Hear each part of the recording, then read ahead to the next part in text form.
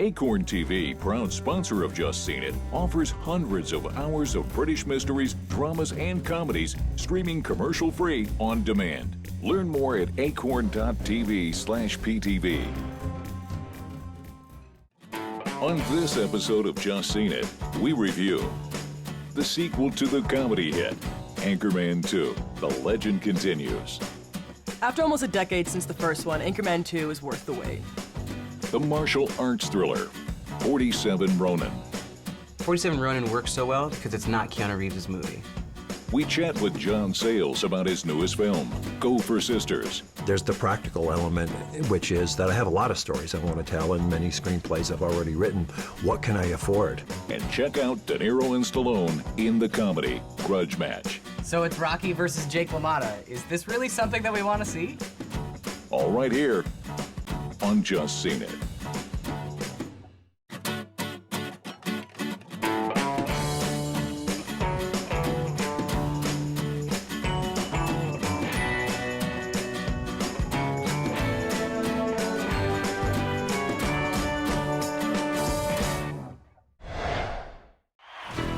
San Diego's top-rated news anchor, Ron Burgundy, is back. Wow, right on the lens! But a rival anchor threatens to steal his thunder. He's not that great. What'd you say? He said you're not that great! Frick! So he returns to New York to show the world he's kind of a big deal in Anchorman 2, The Legend Continues. Hi, I'm Brenna. Hi, I'm Michael. And I'm Aaron. Our top story tonight is Anchorman 2. We've all just seen it. Michael, you're our guest anchor tonight. What did you think? Well, I thought it was funny, which checks out for a comedy. It was all my favorite characters, like a big surprise party. They were all there, and all the surprised jokes. that they were there? I was surprised they were all there. The jokes were, constant. It was funny, but I felt it kind of wasn't as refreshing as the first film. I think this is hilarious. It's random. It's sometimes unbelievable. I think it was almost a perfect sequel. It was. Yeah, it matches the first without copying it. The most impressive thing about it is I felt like as soon as the movie started, I had just been watching the same movie with a 9-year intermission. Yeah. It feels cohesive. It feels like one world and one vision. It integrates the old stuff, but it adds new stuff as well. It has its own storyline, and it builds on the first. It's fantastic on its own, but it's made better by the existence of the first. Ron Burgundy is dealing with self-doubt and pride again, and there's nothing new. It's just kind of the same formula. Do they really go on gigantic changes in comedy? So did they really go on a huge change in Anchorman? But I would like to see more of an adventure or a challenge. I mean, I think there was a little more of an adventure. Parroting 24-hour news, yes, that was funny, and that was, topical and relevant. I think the character development happened in the first one, so we could have a different story in this one. Yeah. So the first one, we have the characters developing and learning how to be okay with a female anchor and feminism coming in. And then this one comes in with social commentary instead of character development. We have, as you said, we have this commentary on the infotainment route that the news has taken, And the 24-hour news, the scrolls and all of the graphics.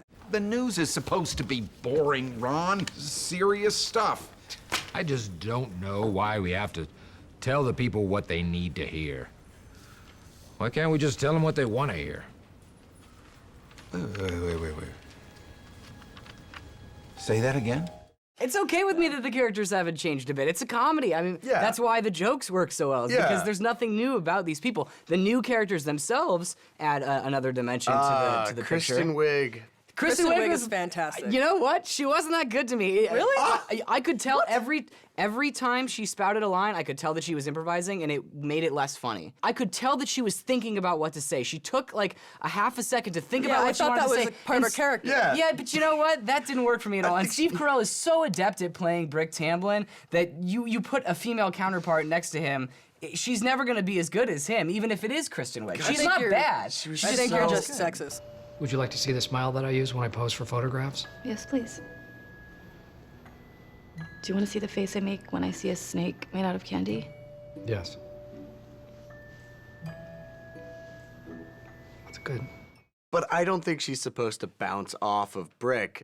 Awkwardness is what makes that. I thought that was next to the love scene between Ron Burgundy and his boss. Megan Good. Yeah, I was laughing so hard it hurt. It was so funny.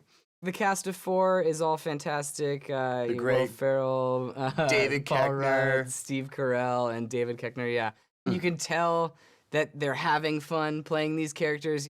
It's been about 9 years since they got to play them, but you feel like they never left. We have Adam McKay directing here, and he's got great control of this cast. You feel like these guys might be a little out of control on set, but he reins them in without getting in their way. So they have this ability to be hilarious and spontaneous at the same time, as well as having a clear vision. None of these jokes are there just for the sake of silliness. Everything is on this sort of path. And nothing really feels extraneous. Everything feels like it fits and it belongs. Yeah. Why did you take it from us? Brick! Brick is dead! No, Brick's alive! Brick is dead! Look at him! He's not dead! He's not dead, Brick. You're not dead. Brick, it's you! He's dead! No!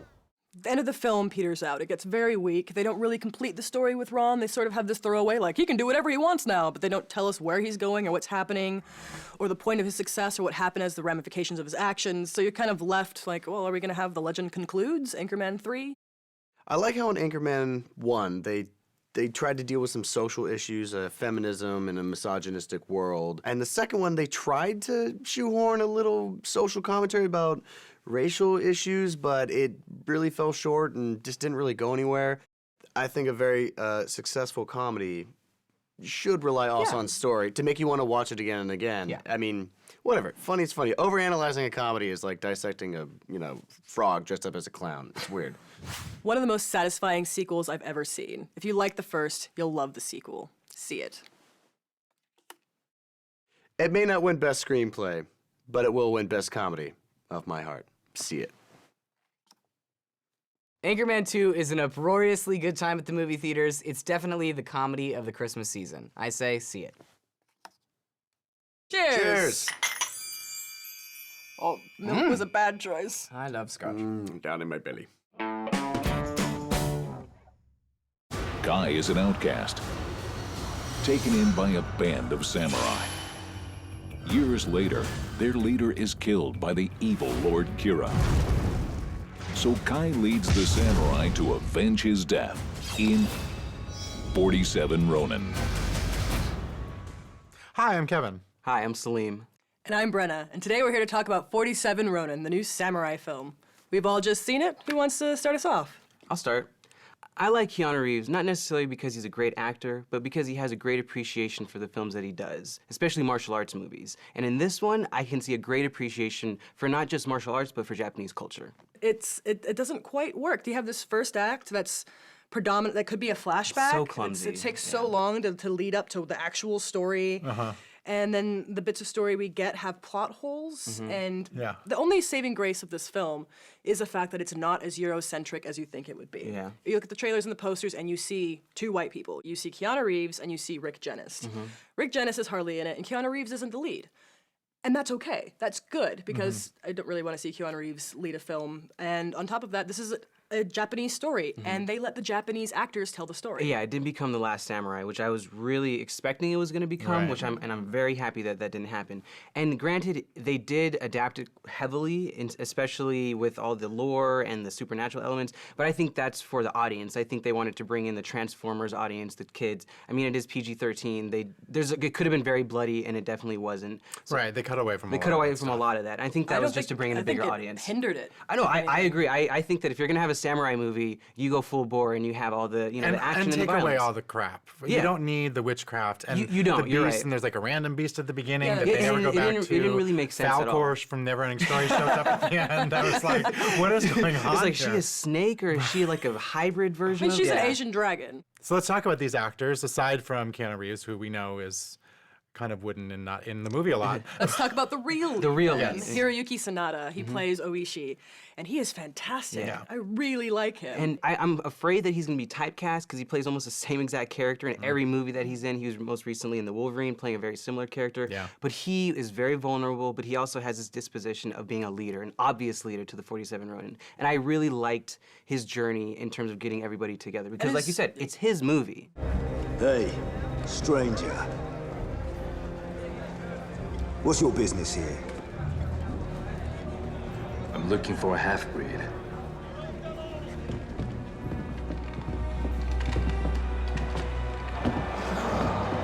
Good luck, samurai.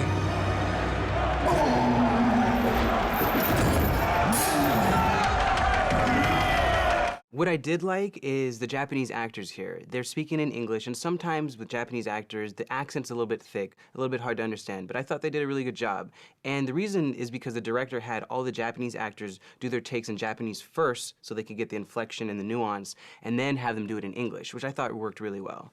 Back to Keanu Reeves for a second. He just gets lost in here. Again, they advertise him as being the lead. They start the story off as him being the lead, and then suddenly he just has nothing to do. And then I read that they kept on doing reshoots to give him close-ups and a couple lines. I'm like, he has 10 lines in the whole movie. How many did they have to add? Because he has such an appreciation for the culture, he read the script, he knew he was gonna be brought on because he's Keanu Reeves, but he's like, no, this is about Japanese characters. It shouldn't be my movie. So I think he probably toned his role down a little bit. And the studio maybe was saying, no, you need to be in this movie. The studio might have toned it down for him.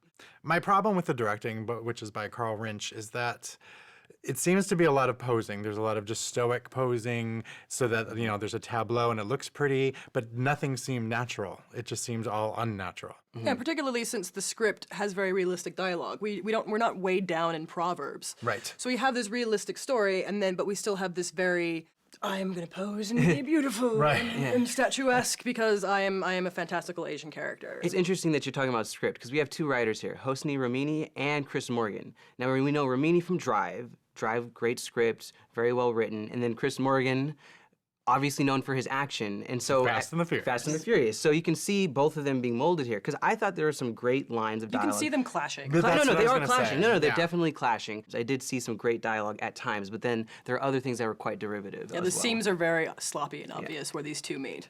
I did, however, think that it was beautiful, it was effervescent, and very lush. Unfortunately, because we had to wear these 3D glasses that kind of made everything look dark, you're not able to see how it probably could have been. I have one major gripe here, and that is the ad campaign. The ad campaign makes you think that you're gonna get this movie starring Keanu Reeves with this fantastic looking guy covered in really cool tattoos and fancy guns, and maybe some witchcraft. And then you go and see the film, and those people aren't really in it. And it's a story about these 47 guys who you didn't know existed because they're not in the trailer, despite the fact that the film's named after them. This is gonna make the film have a fantastic opening weekend, and then it's gonna trail off once word of mouth spreads about the fact that the film is not what you expected it to be. 47 Ronin aims for epic and grand, but it never quite reaches the heights it strives for, so I say skip it. 47 Ronin is fun and visually striking at times. However, the overall clumsiness keeps this from being a movie I can confidently recommend. Stream it. Despite the story problems, it's fantastic to see a minimally whitewashed Hollywood version of a Japanese legend. So I say stream it. Well, our votes add up to one full ticket, which is a stream it for 47 Ronin. Cheers! Cheers. December 14th saw the passing of legendary actor Peter O'Toole, who first shot to stardom in 1962, appearing in David Lean's epic, Lawrence of Arabia. Outer? He's a bit old-fashioned. He thinks these things will steal his virtue. He thinks you're a kind of thief. Sorry if I take your picture? All right. Okay. Just walk. Peter O'Toole was nominated for 8 Oscars, but never won, making him the most nominated actor to never take home the prize. Over his lengthy and prolific career, O'Toole appeared in such varied film projects as Man of La Mancha, My Favorite Year, The Last Emperor, and Ratatouille. One of my personal favorites is the 1966 heist comedy, How to Steal a Million, co-starring Audrey Hepburn and directed by William Wyler. I find I have need of someone with your talents and experience, Mr. Please, no names. You interested in a big-time caper? A what? A heist. A heist? Oh, you mean a burglary? Also, we have to mention the passing of Joan Fontaine, the only actor to win an Oscar in a film directed by Alfred Hitchcock, Suspicion. We salute 2 legendary actors who contributed immensely to the history of film.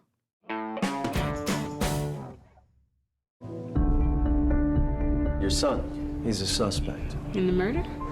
I want him back. And if there's any way, I don't want him to go to jail. $2,000 up front, then cash. Hi, I'm Liz. And I'm Kevin, and we are here with writer, director, author, John Sayles. Welcome. Great to be here. Thanks for being here.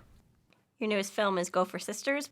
What inspired you to tell that story? I was fascinated with this idea of a parole officer.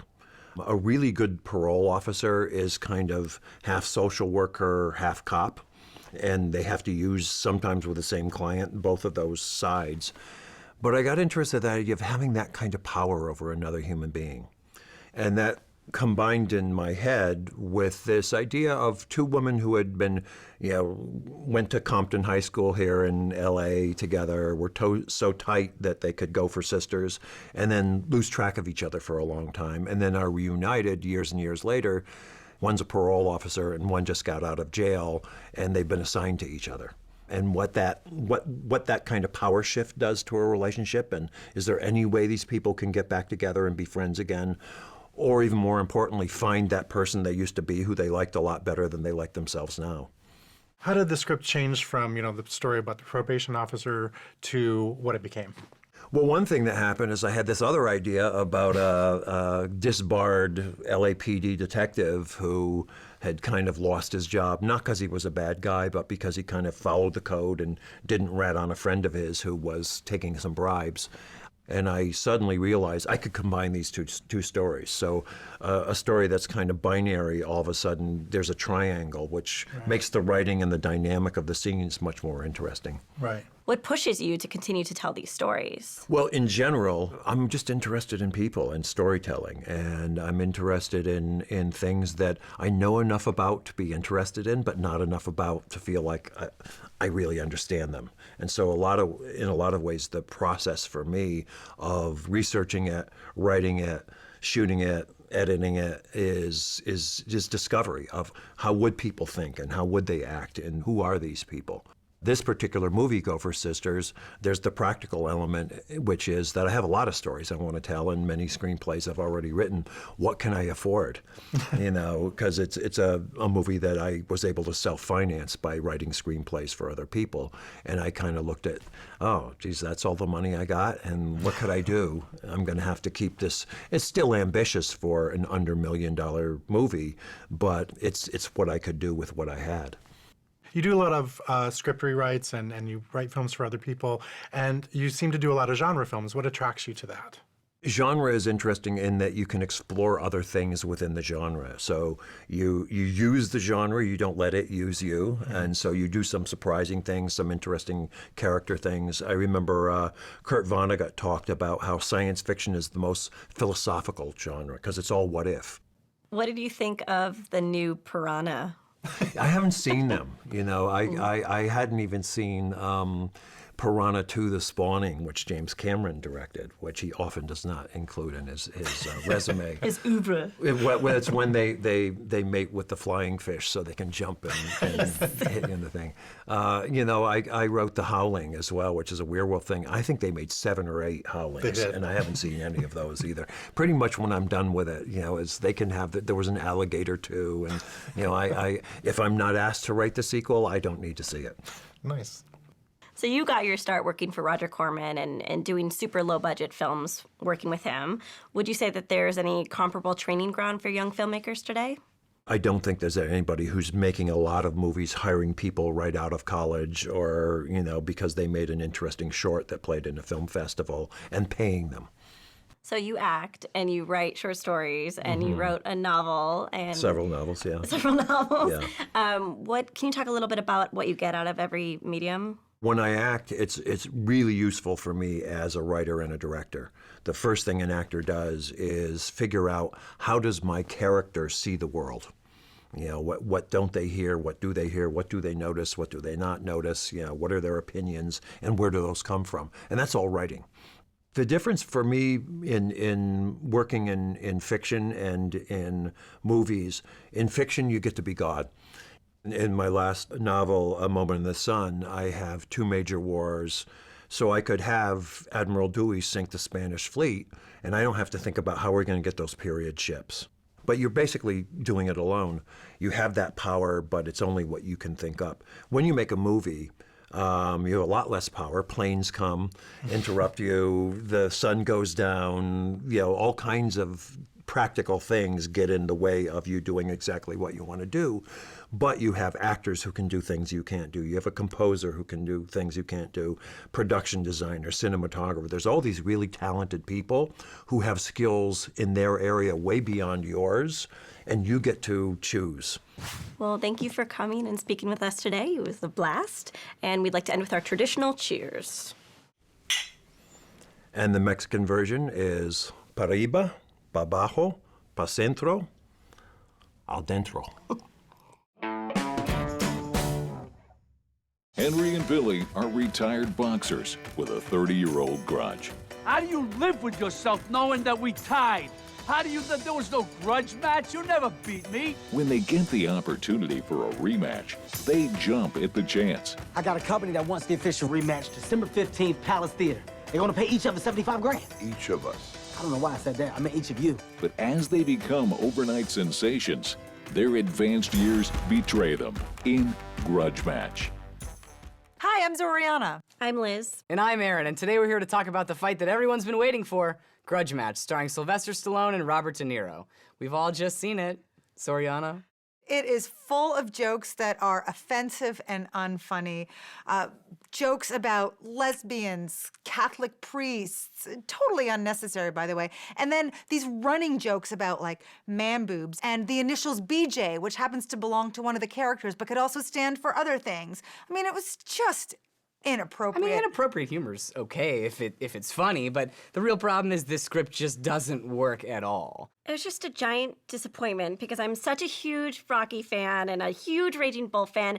It felt like it was trying to be a pastiche of the two films, and it really ended up being a ripoff, and it was insulting and frustrating as fans of the series. None of the jokes landed. It was referencing those films just for reference sake. There was no reason to do it. Tim Kelleher and Rodney Rothman wrote the script. This is based off a story by Kelleher.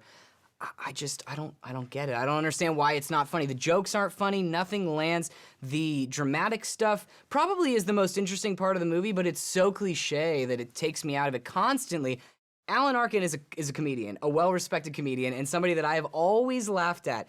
And he's not funny in this movie, and it's not because he's playing a different character. This is an Alan Arkin character. His jokes just don't land. So if you're a screenwriter and you can't make Alan Arkin funny, I think you should pick a new profession. Well, there's also so many plot holes here. Like, these are two characters who don't know anything about YouTube. They don't know what it is. They've never heard of call waiting, yet they know what an iPad is. Yeah. It's nonsensical. Sylvester Stallone doesn't have a TV. No fight, no money, no tickets. Either way you put it, all three ways.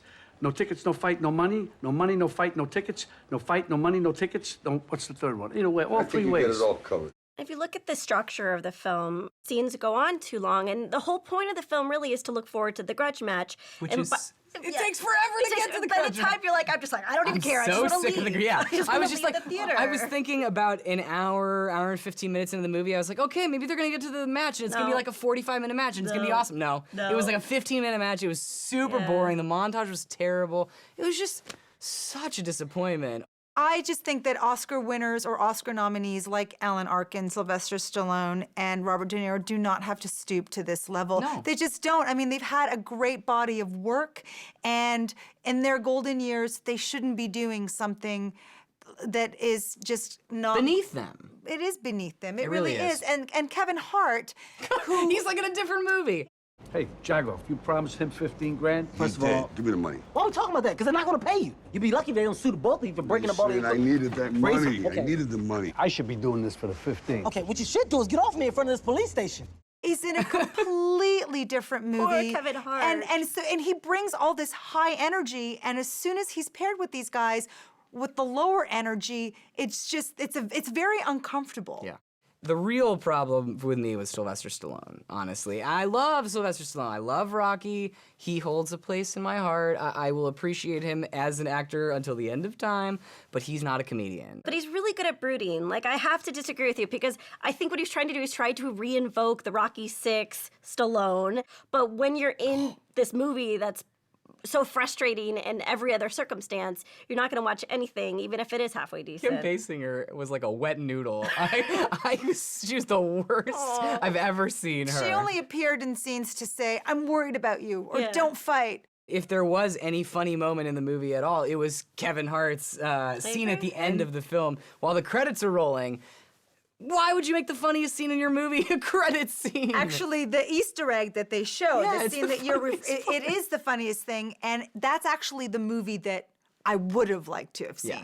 Pete Siegel is not an auteur filmmaker. He is someone who is there to service the material for superstars, which is why he directed a lot of films for Adam Sandler. He worked with Adam Sandler and Drew Barrymore in 51st States. He worked with Adam Sandler and Jack Nicholson in Anger Management.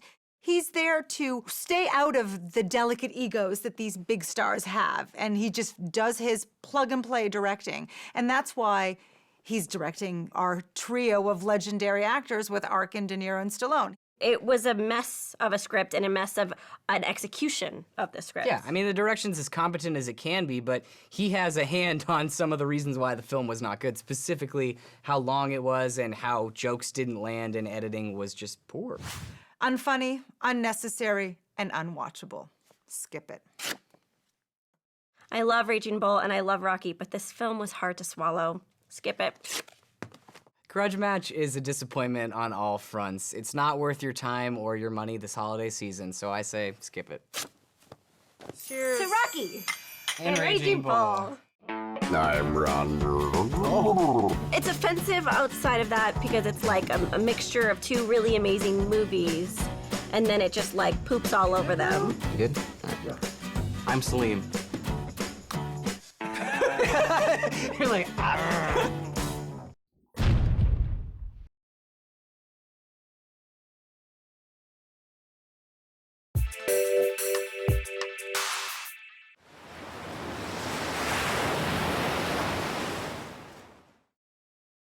Acorn TV, proud sponsor of Just Seen It, offers hundreds of hours of British mysteries, dramas, and comedies, streaming commercial-free on demand. Learn more at acorn.tv/PTV.